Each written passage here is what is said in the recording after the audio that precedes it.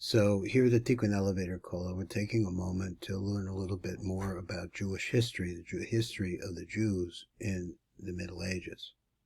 And we see that the Jews are scattered in communities, and you have to really look at the background of this map to get an idea where you're at. It's not so easy because it's very, very dull. But this is France, northern France here. This is Ashkenaz, which is Germany. All these different dots we're going to talk about just in general. And he says, here we have Provence, because there's a big Jewish community always in the southern part of France in that area. And then, of course, there was large Jewish communities in Spain at that time. So here we have that, and here is another little view of just the area of southern France where Jews lived. All of these different names. And this is Provence. Now, why are we talking about this, and why do we need to see this, and what is this? The word here is the Maimonides controversy. Maimonides. This is a man that we call Maimonides, and we have lots of hospitals named after him because he was, amongst other things, he became the physician of the Sultan of Egypt. So why? So he's a person who lived a controversial life. It's very interesting. The man came from a profound Torah studying family. He had a profession. And he composed tremendous work. And this work that he composed wanted to incorporate all of the Jewish laws into one book. It's called The Strong Hand, the Yad, because hand is a gematria 14, because it has 14 different sections to it. So we'll see some more about that. He lived at a time of tremendous controversy.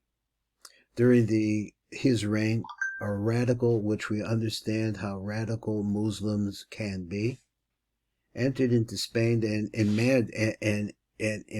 what's the right word?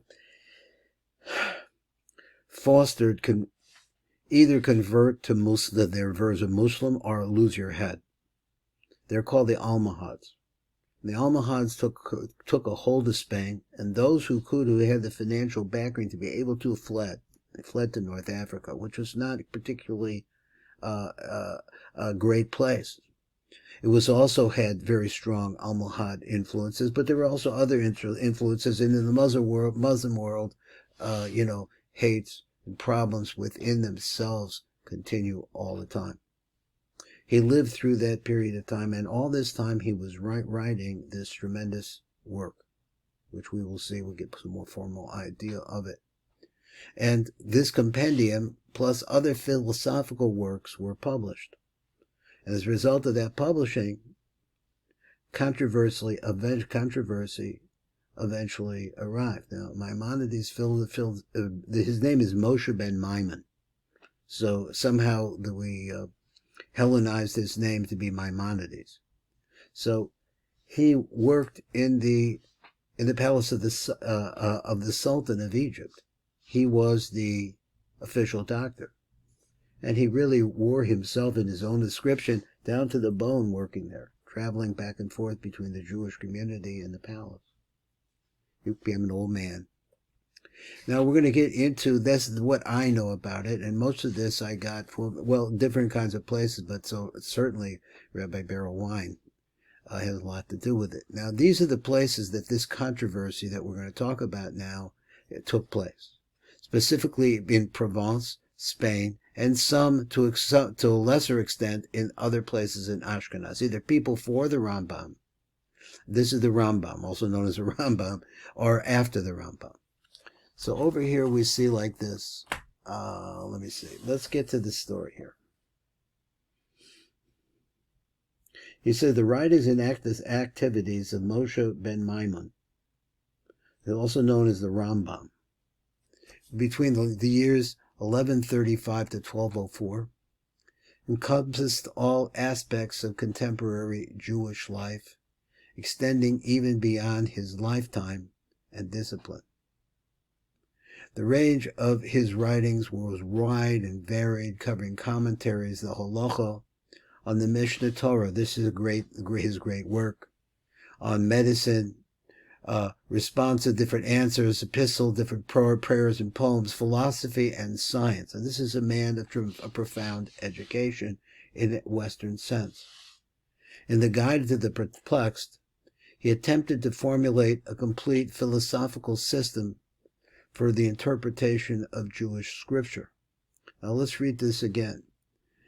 Understand that in northern France, where so many people, and now northern Africa, where so many people had fled from the Almohads, there was also persecution here.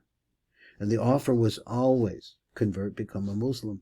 It'll be, the pain is over. It's the same religion. If you ever speak to Muslims who care about their religion, they'll tell you, this is the granddaddy of everything. It includes your religion. They'll tell you that. And people who are weak, they fall by the wayside, and they join. And so he comes over, and this is the intention of Maimonides is to bridge that gap and find a way to explain to the masses who have been greatly acculturated to Hellenism and many different kinds of ideas. He says he attempted to formulate a complete philosophical system for the interpretation of Jewish scripture. The book set out to grapple with the Weltanschauung of both Christianity and Islam and the threat that they pose to the spiritual and physical survival of the Jewish people. Now this was his intention. The Rambam's halachic approach, he was a very, let's say that he was a very dry, like a very intellectual approach to Torah. And his views on resurrection also caused a furious controversy, which almost divided the Jewish people. This lasted about 100 years, and which engulfed Jews in the East and West, in Islamic countries, and in Christian Europe. Now, the four controversies associated with the Rambams, and their historical controversies, he wants to say, these, with the Rambam's methods, philosophy, and writings, were in fact merely stages in an ongoing polemic. A polemic means a struggle, a verbal struggle, or an intellectual struggle, which is a war of words, which emerged during the Rambam's lifetime at the end of the 12th century. That's in the end of the 1100s. The first controversy arose from reservations regarding the great work of Maimonides, which I call the strong hand. It's also called the Mishnah Torah. The Rambam's system of divining halachot. Halachot means the rules that Jews obey in serving God. And his views on resurrection. And of course, what he's saying that there were always more than one opinion, but this is so complete. And the views on resurrection are the views on resurrection of the dead after we're dead. The second, that was the first controversy. The second was in 1232, was associated with the Guide to the Perplexed and the Sefer HaMamada. These are philosophical works. In the third, that's the end of the 13th century, an attempt was made to ban the Guide to the Perplexed, because it really dealt with ideas which were foreign to Judaism to a great extent. But he understood, that's what I was saying, is that Maimonides understood that that's where people were. So that's who he wrote for. That's where he thought where the masses were. But other rabbis didn't like this. Well, the truth dealt with the study of philosophy. That is what it dealt with. He said, where are we? With the Rambam's writings assuming a secondary rule. The second controversy was the bitterest polemic, occurring at a time when there were spiritual and religious conflicts in Christianity and Islam as well. In those days, a savage crusade, when he would think of crusades, right, was taking place in southern France, which is where the Jews were mostly in Provence, is mostly where they were located. Against the, let's see if I can speak this, Albigensian heretics. Don't know much about it. So in other words, there was violence all around them. In the midst of all of this is a violent time, a time of controversy. This second controversy, in which the greatest Jewish scholars of the ages were involved, had far-reaching ramifications regarding the nature of Jewish education. In 1232, Solomon ben Avraham of Montpellier and his two pupils, David ben Shaul and Yonah ben Avraham Girondi, with the support of the rabbis of northern France, issued a ban on the study of the Rambam's philosophical works. Now, we are people of the book. That's us. He says, somebody tells you can't read that book. A counterban against Solomon ben of Montpellier and his students was issued in the summer of 1232. These are bans going back. Now you understand the word polemic by the Aragonese al-Jamas. He says community. So Aragonese. I guess if you spell it in Spanish, it's al-Jamas communities. And David Kimche, a Maimonist, they calls it, tried to enlist support from the elders of Toledo for his counterban. Maimonides attempted to reach a compromise by proposing an educational program for the study of the philosophical writings geared to different age groups and communities. His prime concern was to avoid a schism in Jewry. One of the consequences of this polemic was the drawing of the Papal Inquisition's attention to Jewish religious matters and writings. Now, whenever you see the word or the ideas that we're going to go through later, the Papal Inquisition, think Gestapo. The Catholic Church had a Gestapo that was specially set up for Jews. Have we heard this before? The third controversy involved a number of Jewish sages from the Islamic countries.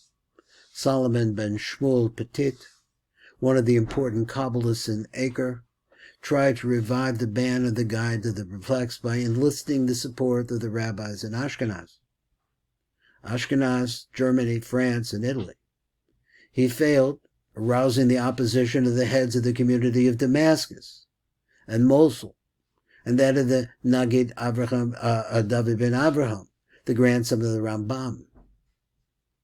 In Italy, Hillel ben Shmuel of Verona, these are his dates.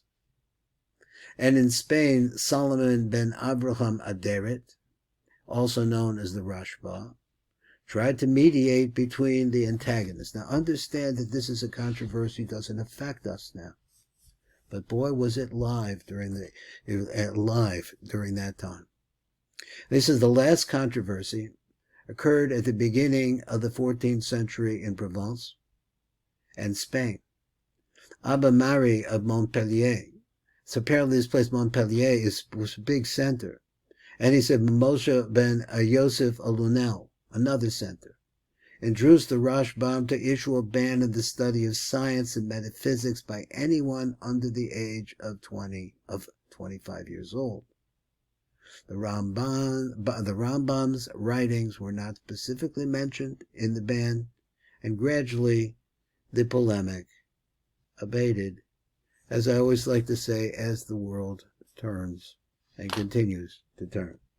This is Baruch Fleischman, and we're listening to the Tikkun Elevator Kollel, Dr. HAIM BEINART. Okay, on number Lamed Gimel, he says, Amnam, let's just do this. Amnam pasuk ad nisvasai tiftach. And we talked about this before. Who bechinas heichul kodesh kedashim the dechura de bria. Now, I'm a little thrown by the word dechura de bria, but he means the zeranpin of bria versus the malchus of bria. Who mizdavek of a nekasher yachad ima olam atzilus. So this is mashma to me that it's coming from Atzilus and going into Bria. So he says, Af shebebirchas kriya shema, the chakras, lo niskar heichul kodesh kedashim, the Bria, kama Arab. We don't mention it because Arabis.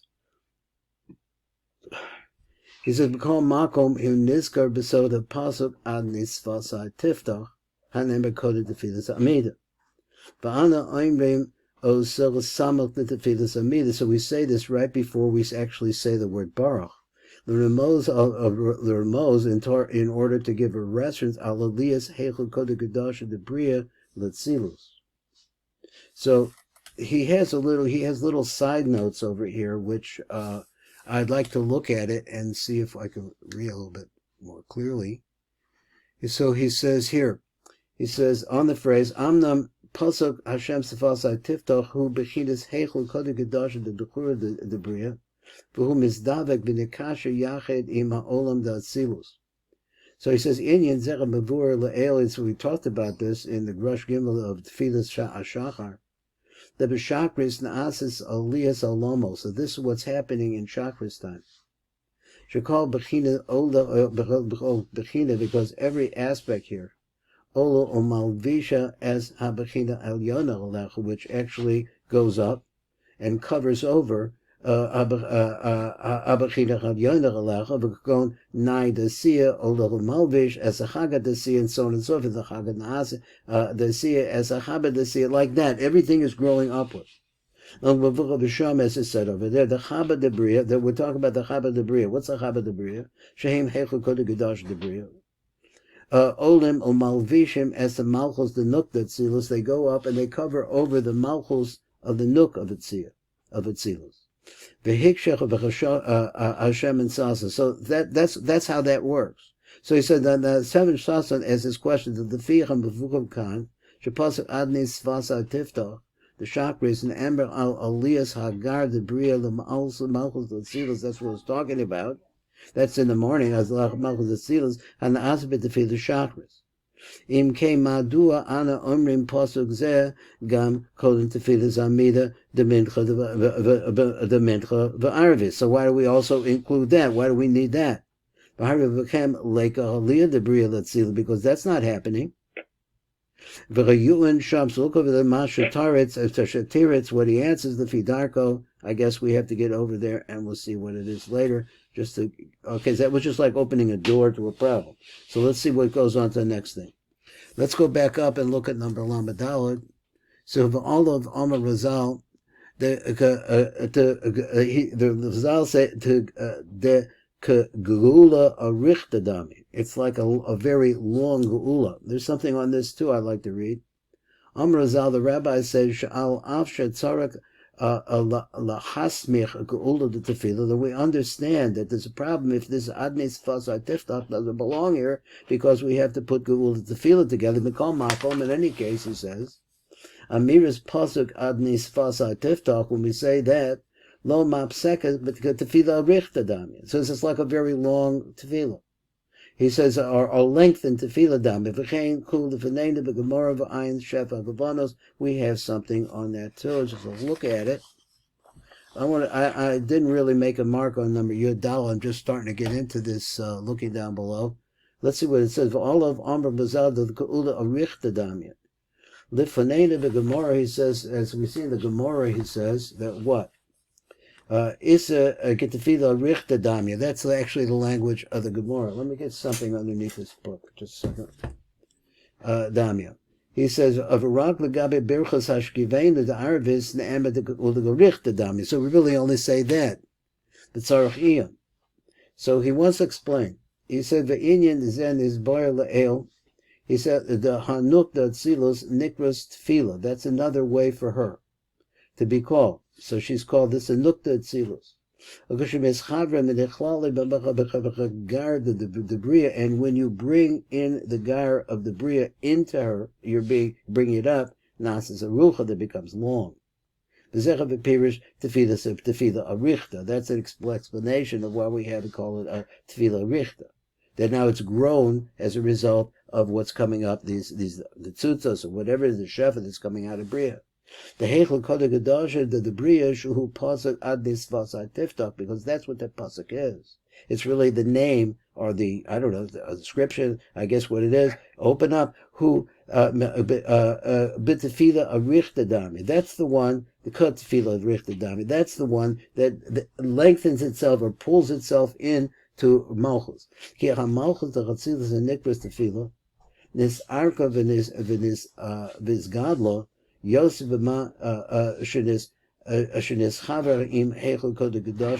more than she got as joined together with Heichel Kodesh and the Bria. And everything as a result of that then becomes the Bechinas Atzilus. So therefore we see this is what is the Tefillah Arichta, that it actually joins in there and becomes a part. Now, let me go on a little bit more. Let's see, number Yud Ches is located up there on number Lamed Vav. Well, let's go to, I guess we have to do Lamed Hey. So he said, V'lechem pasuk zed ema ma'umad. So therefore this pasuk you also say standing up. We call in Yanech Adachura HAIM Ma'amida. That's interesting too. Yes, we see that we learned a little bit about when you have to stand up according to the Sephardic tradition. To say Kaddish. Here he says that you have to you have to stand up even at this point. So he says what? So he says Kavan Shebeshakris Hachechlos Haim the Zeranpin. So the Zeranpin, the name of Pasuk Adnes Fasai Tiftog Ma'umad Kevin Shamido he Bechinas Dochar is a masculine aspect, that verticality there, standing up. So now we go to let's go on to number Lamed Vav. Lamed Vav says Aval V'Birchos Hashkivenu Hu Behechel Kodeh Kedoshim is in this very Hashkivenu actually takes place within Hechel Kodeh Kedoshim, the Nukva de Bria. Now, when we're dealing with the nighttime, to remember that the nighttime is always the Nukva de Bria. So whatever. So he says he ain ba amida. So therefore she doesn't stand up. What does it mean? He call in yane anukva. Hey meyushav keniska bezoar. Now this I don't know, but this goes back to this concept of standing up and sitting down. Because if you're sitting down, let's say you're a Sephardi in an Ashkenaz group like the one that we're in here, this is a very organized group of people. Everybody stands up for Kaddish, everybody stands up for everything, and standing up and perhaps holding your hand behind your back is a part of the statue that you have there. And he's saying over here that he called in Yanech Hanukva Hem Miyushav, but over there, so when standing up is really a masculine demonstration. So he says, I'm not sure what that means, but I'm not Birchas Hashkiveni he connected Heichel Kodu Kedoshim the Nuk Debria. So he said, "V'nemeres beyushav," and it's always said sitting down. This is a better interpretation of the words of above, and it's said when you're sitting down. Mishum why? In Yonah, when he wants to say Ashkivenu, he wants to think that, as he said previously, that it's a lashon zivul. So it's a nuk na'asis miyushav, and in this the nuk becomes more settled. It becomes, miyushav means lashon. That's a really lashon yichud there. So number Lamed Zion, let's. He has a little something that I said. Why not read it down below? He says like this: Aval birchos kashkivenu, hiba hechel kodeh kedoshim the nukva de bria. Le'el he says kasev harav v'chavizel l'shon tzarich lomer kaddish. They have to say kaddish, ba'arvis. That is kodem amida lefisha kavar BEINART. So again, he says we've already explained. Keep it tefilas arvis aim olam abria oilach lemala never goes up. Amnam olam achatzilus he hayored lemata behechel ashavihi debria that goes down. So we said before that in Kaddish what's happening is you're talking about. I was wondering about this. You're talking about. Everything moving every year to the number 42, which moves everything up. So over here we're saying it too. So he said we put a kaddish in there. Heichel kodeh kedoshim, but everything the yichud takes place in bria itself. So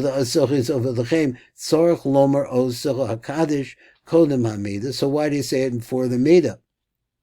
It's for the purpose, the opposite purpose. I guess it goes both ways. The horid, the chatzilus, the mata, in order to bring a silus downwards. So we're filling up a little, trying to piece together a little bit more. So let's go on to the next one. So now we're at number Lamed Zion. Number Lamed Zion says of above, V'hine ata yored zer anpin be'echel lezeh. That's what's actually happening here. V'sham is naveg imanukva, and everything is happening in her court. So that's why he said Hashkivenu are this. We're lying down. Kafishin is bar b'chavibiris Hashkivenu naasa zivug be'echel kodeh kedoshim. As we explained over there, the bria, the yichud is actually taking place in bria. Sheyored sham zer anpin Mizdavig in the nook, and there is how that happens. Now that seems like a little bit deep to me. Avarabadah ki biyom haziva biyom the zivug hu im zer anpin atzmo. This is like he says, okay, anyway, he says during the daytime, this is with zer anpin himself. Avarabadah balayla ein zivug rag bebechinas yisod levado sheyored behechel lezeh. That's the only part that actually has a yichud there with her. So he says that the Tiv writes, Od chiluk yesh kan, yesh bein hazivuk ha'na'as b'yom the zivuk ha'na'as b'layla is this one.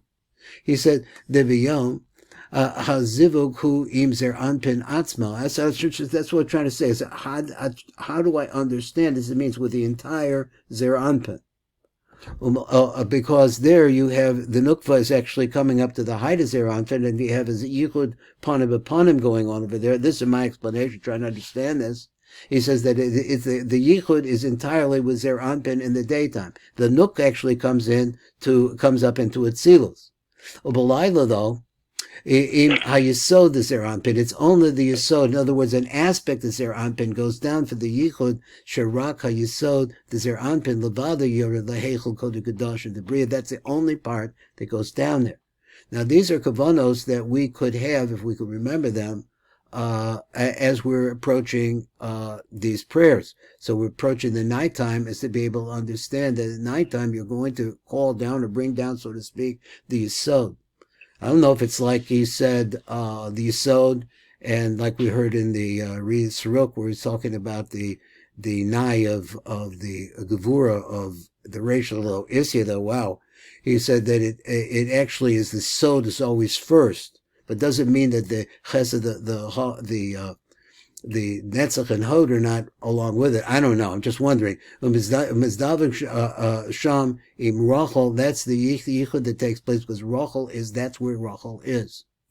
Now, so he says like this a little thing. He says, Naskem as Seder HaChechelos the Birchas Kriya Shema. So let's talk about the brachos that have to do with Kriya Shema, the Arvis.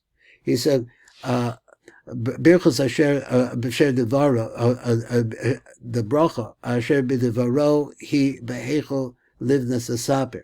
It's in that phrase. That's the beginning of Arvis. That's in the bottom. You're moving up. Shehem yisod u'malchus together, as we said. Then the next part he says, v'nuk debria birchos avas olam dezan. Let me see if I read that right. All right. He says, so the libnas asaper shehem yisod u'malchus the nuk debria. Or next man. Birchos avas olam, he says, he behechel ava shehu chesed the nuk debria. The Birchos Emes ve'amuna he behechel haratzon is the behechel haratzon debria. Shuhu Teferis, the Nuk the Bria, which is the Teferis of the Nuk of the Bria. So the Birchos Hashkivenu, he behechel kodeh gedashim, shehem bechaba the Nuk the Bria. So all of those things that we went through that before. Now there's a couple of things I wanted to just look at over here. Did we do number Kaf down below? I'm thinking maybe we didn't. So over enough number Kaf down below, he says, Yord zer anpin behechel hazeh v'sham nizdaveg im anakeva bavur kan the yesh chiluk bein azivig the shakri the zivig the Arius. Did we read this already? The Arius Lotzilos. So he said v'sham is daveges im Yaakov, because over there at morning time there's a yichud that takes place with Yaakov. Masha Ein came be'arvis shal malchus the she'eres behechel kodesh gedasha. She doesn't. She remains in the hechel kodesh gedasha, and he said the bria. V'chayisod the zer anpin, which we said before. Yored alecha mizdavig imach b'sham behechel kodesh gedasha the bria of behikshu. So the Mefarshim asked this question. They say what? B'Shem and Sason, he says in quoted the Divrei Harav Atzmo La'el and Drush there. Shekasav the Kavan Shetafilas Arvis. He's a man din. Yeshna Aliyah Rak Lahechelos Harachamim Debria. Remember that? But I was trying to figure out how you know what Hechel Harachamim Debria are. So he says the Bria. He said Mashma Shal Kol Panim Yeshna Habaliyah Shal Habria Letzilus, there is some aliyah into Bria of aspects of it, the Rachmanis part.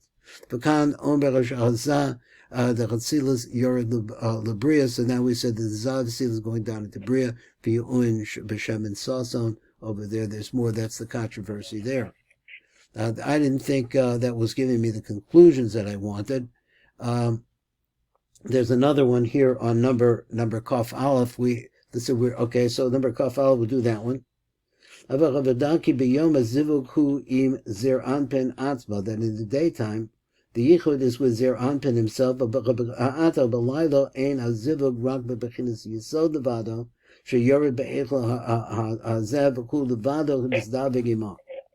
so Hiksha Shem and Sason, it seems like the Shem and Sason is right onto this. The Le'er Besmuch Hiskil Harab Lomer Yored Zer Anpin Be'echel Hazeh V'Sham Nizdavim in the cave. So he said specifically, he said Zer Anpin. Be'ech Seiser Atzma Toch Kedei Dibor. So immediately comes back and he said Messiah Sharak B'Yom Yesh Zivugim Zer Anpin. V'Chafeda B'Layla Chazivuk Rak Im Yisod Ubir. And so he explains. Shach Yisod Ha'amur Khan. One of the parts of Yaakov, Shuhu Bechinas Yisod. So going back on that idea again, he says that Yaakov, in other words, for Yaakov, in relationship, he says he gets into Zer Anpin. Why do I know about Yaakov? Yaakov is for the Chazal Lamata of Zer Anpin. So that makes him, I guess, Lamata of Zer Anpin. So it makes him a Yisod, so to speak, in relationship to Zer Anpin. Let's say that. Because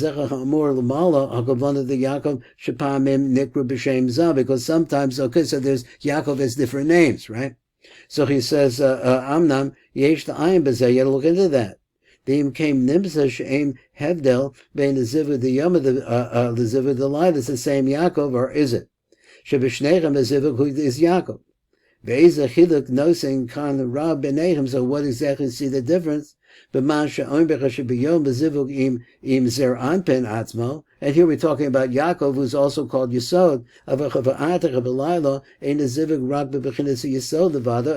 b'shnechem akavana of the Yaakov. The Tzarachim, he says,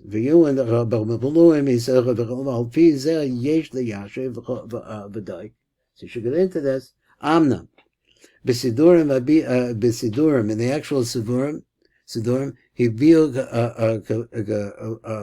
are we? He view kapashas devich so just a simple word, so that he saw the Zer Anpin. That's the only part. It is just an aspect of Zer Anpin.